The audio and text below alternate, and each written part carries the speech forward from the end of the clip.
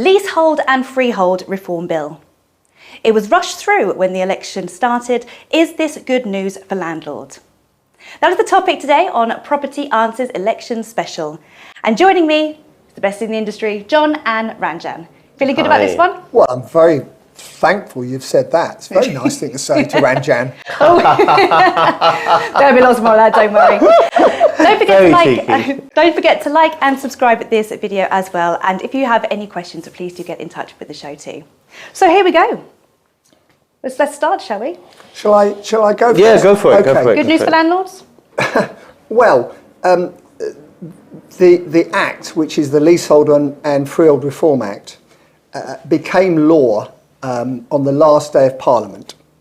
They rushed it through. Yeah. Now, it doesn't actually become an active law until 2025 to 2026, though all these potential lessees and freeholders need to calm down a bit. But let me just briefly explain what's happened. They've really added on to the existing Freehold Act, which said that lessees can manage their own blocks.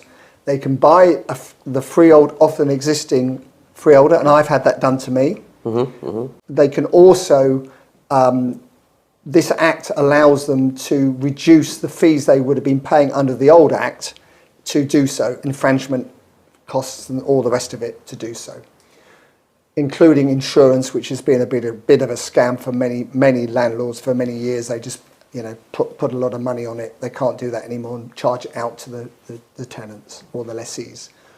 Now, the biggest thing that most landlords and freeholders want to know about is what will it cost to extend the lease? Because as a freeholder, I make quite a lot of money out of people coming to me who have got a leasehold property that I own the freehold of, saying, John, I've got 80 years to go, I want to extend it, how much will you charge me? And I'll charge them. In Brighton, we've been charging 45,000, 50,000 a pop. Great news. Yeah? Yeah. Now, we believe that mathematical calculation is going to be changed and it's going to be reduced approximately by 50%. But we don't know that because the Act hasn't left it out, but it said that mathematical calculation will be discussed and agreed at a later date when it becomes law in 2025, 2026. And that is a bit of a letdown for many people, isn't it, Ranjan, who thought, I'm buying a short lease as a strategy, buying a short lease, perhaps for cash, extend the lease and sell it. So that's really put a spoke. I mean, for instance, I had a whole list of properties in London, short leasehold flats in London, we were going to jump on and buy as soon as we knew about what the calculation would be. Now it's on hold. That is true. I think this is what I don't understand. I'll come back to some of my points. I mean, if you had said to someone, Rishi, you got 1 day left in power. Yes. What is the bill you want to rush through Parliament? Why this one? Yeah. I honestly just don't get it. I think they felt, from what I understand, that it may encourage some leaseholders to vote Tory. I think, but Interesting.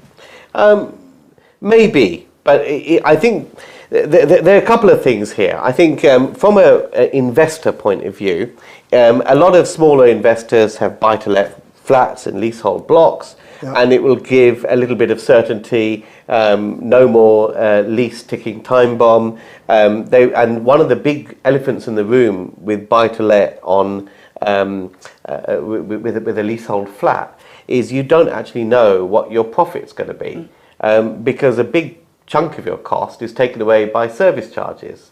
Now there's going to be a lot more transparency over service charges, which is altogether a good thing. Some of the things in the Act are good. A good thing. Yeah. But I think the other side of it is, I know you talked about, as a freeholder, people come to you and extend leases. I mean, I'm in that business as well, but I think of it differently. I think of it as, when I got into that business, I made a certain calculation. You have done a previous deal based on a calculation that the freehold has value. So what a government suddenly started to do is overnight saying, Tinker it with doesn't matter what you do in commerce or whatever, what you do, this has suddenly overnight has no value. So what can you do entrepreneurially if a government can make what you do valueless overnight? I think on the big thing for many freeholders like myself and Ranjan and companies like the Duke of Westminster and all the Cadogan estates, all these big, especially in London where these freeholds and a lease extension could cost £1 million to extend a lease because the flat's worth so much money. There will be a legal challenge, I think, to the fact that they're going to get rid of, so within 20 years, ground rents were going to go to zero, within 20 existing ground rents. Now, I was in the process of selling a freehold for roughly £500,000, and that negotiation has now stopped due to the fact of the uncertainty. Although that part of it has not become law, you know exactly what Labour are going to do, I think. They're going to alter it, change it before it becomes before it comes in as law. They will change it, and I think they will make it much tougher on freeholders. Now, I mean, they've done things like ground rents on new properties are abolished. Yes. They haven't done anything with existing ground rents. No. But that's because, there are many pension funds, and all of us have pensions and stuff that have ground rent portfolios. You can't suddenly eliminate the value of those. You say that. That's what they were going to do, but the Treasury, that's what Michael Gove was going to do. The Treasury pushed back on it. I expect because they had the Duke of Westminster's company, they had Cadogan, all the big players probably said, hang on a minute, you're going to be writing off, and a lot of the pension companies, they reckon they're writing off 36 billion if they do that, of investment. Wow. And it's your money and my money as well, because these are in pensions and things like that. Because they're guaranteed income. Ground rents are guaranteed income for investors, and they just to wipe that out is outrageous. And people entered into those arrangements at a time, knowing the ground rents that were in place, and people bought the freeholds knowing the income that was in place. So you can't just unwind that. With no compensation package. What or I would anything say, like that. there's a lot of people I know that specialise in buying freeholds. That's what they do, and they borrow money on them. So once again, what's going to happen? Are you going to the bank going to say, well, hang on a minute, this is going to be worth half what it was worth, or zero?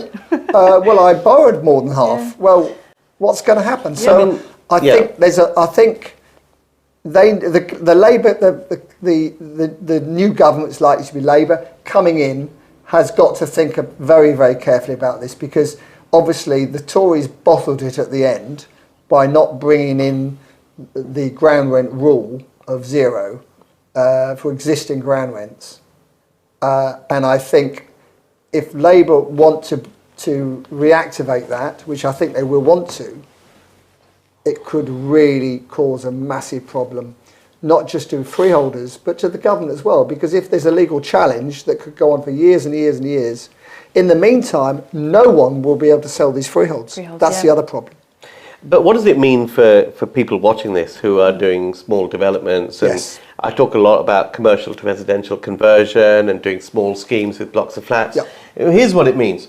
And now, under the old rules, if I'm doing a mixed shop and upper scheme, and I kept 25% of the building commercial, then and I sold off the upper flats on long leasehold, no one can take the freehold off me and or invoke right to manage. And there's a good reason for that, because let's say you have 3 residents in a block and they all own a flat. They could collectively get together and manage the freehold quite happily. But if it's got a couple of shops down below, or a Tesco Metro down below, then they don't necessarily have the skill set to manage that commercial real estate. So that's why the government said, okay, if there's 25% commercial space in the building, you're exempt from that. They're increasing that to 50%. Okay. So you're now going to have people living in flats above shops who will be taking over the management or whatever, control, and not really having a clue how to manage the commercial space that they've also got legal responsibility for. And the other thing that smaller developers and larger developers have done, you build a block of flats. I build 15 flats.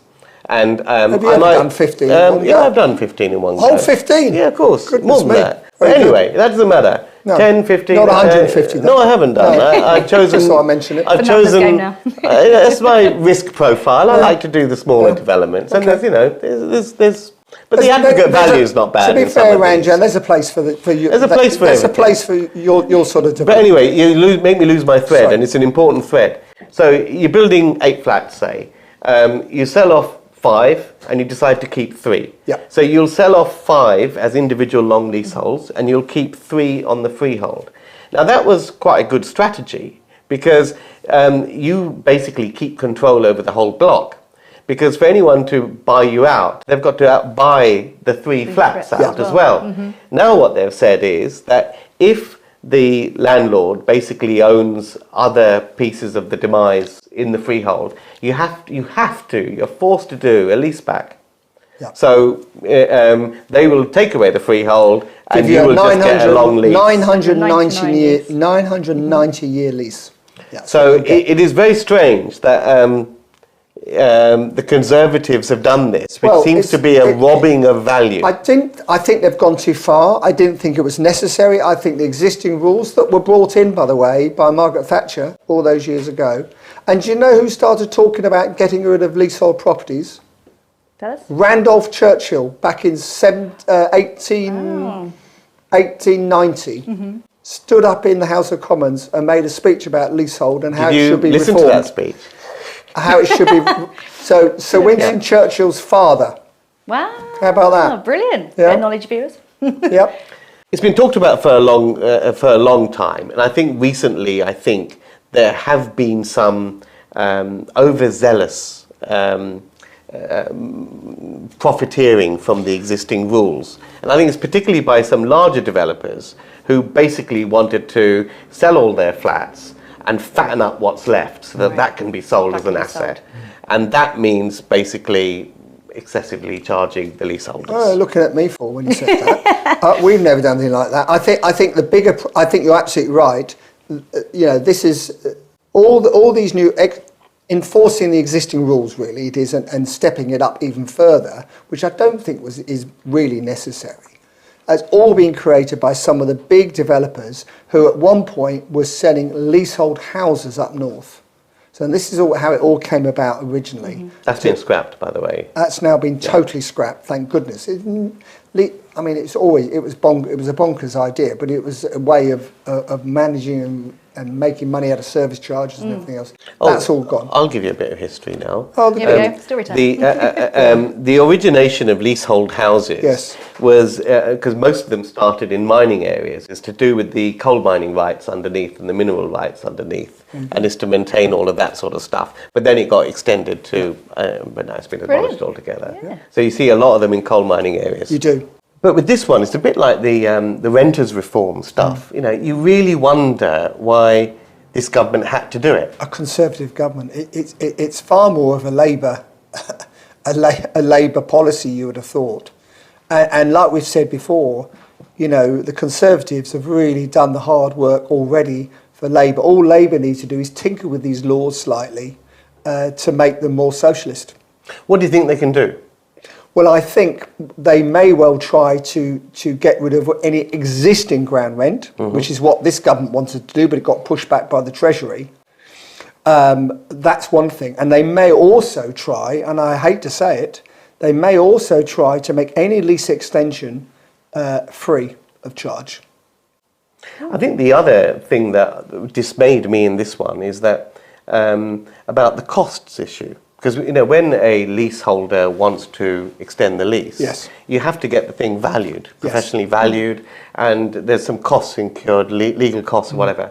But it's not the landlord that wants to do that. No. You are instigating. It's not when I buy a property, a buyer willingly buys and a seller willingly sells, and you both pay your own legals. Yes. But in this situation, you're not saying, "Oh, do you want to buy it?" You're being forced to. But then, if you're being forced to, it's only right that the person that instigates it pays the costs of both sides. I totally agree, and they've scrapped that. So and that seems balmy. because they're saying some of the costs were unfair. But, I said, I've had a situation where I've had the freehold taken off me of a block of 42 flats was taken off me. And I went to appeal to negotiate. You go to a tribunal and you sit there, and there's the charter surveyor administers it, and you both put your cases forward. Across, yeah. The lessees do and the freeholder does.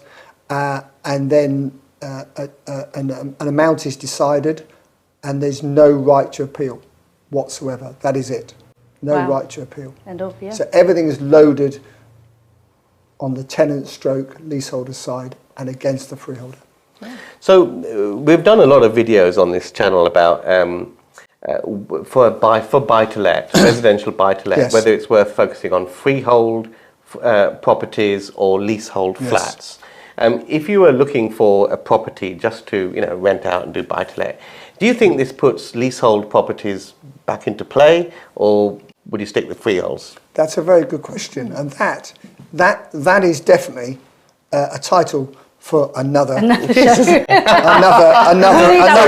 another episode. And if you want that other episode, put your comment. Let us know. Let us know. But it is, isn't it? It's a great shout. Yeah, we'll remember to bring that one back. Definitely, Especially bring for that you. back. Yeah. Absolutely. Thanks for watching here today at Property Answers and our election special.